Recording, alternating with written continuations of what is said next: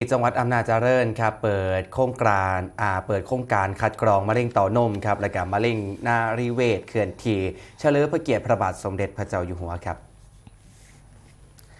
นายเทพรัตน์ตันตยานนท์รองผู้ว่าราชการจังหวัดอำนาจเจริญเป็นประธานเปิดโครงการเพื่อเฉลิมพระเกียรติพระบาทสมเด็จพระเจ้าอยู่หัวเนื่องในโอกาสพระราชพิธีมหามงคลเฉลิมพระชนมพรรษา6 รอบ 28 กรกฎาคม 2567 ซึ่งนับเป็นอำเภอที่ 2 จาก 4 อำเภอของจังหวัดครับที่มีกำหนดจัดโครงการระหว่างวันที่ 11 ถึง 22 พฤษภาคม 2569 เพื่อมุ่งเน้นค้นหาผู้ป่วยในระยะเริ่มแรก เพื่อลดอัตราการเสียชีวิต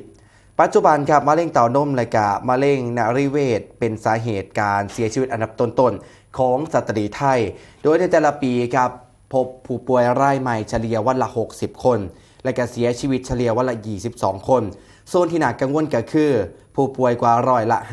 56มักมาพบแพทย์เมื่อโรคนี่ลุกลาม และก็แพร่กระจายไปแล้ว พระบาทสมเด็จพระเจ้าอยู่หัว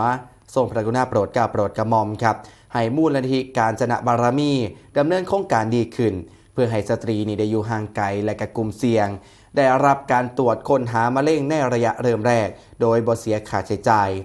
สำหรับที่จังหวัดอำนาจเจริญครับจะมีกำหนดจัดโครงการระหว่างวันที่ 11 จนไปฮอด 22 พฤษภาคม 2569 ครอบคลุมในพื้นที่ 4 อำเภอ ได้แก่อำเภอเมืองอำนาจเจริญครับเสนางคณิคม ชานุมาน และกะในวัน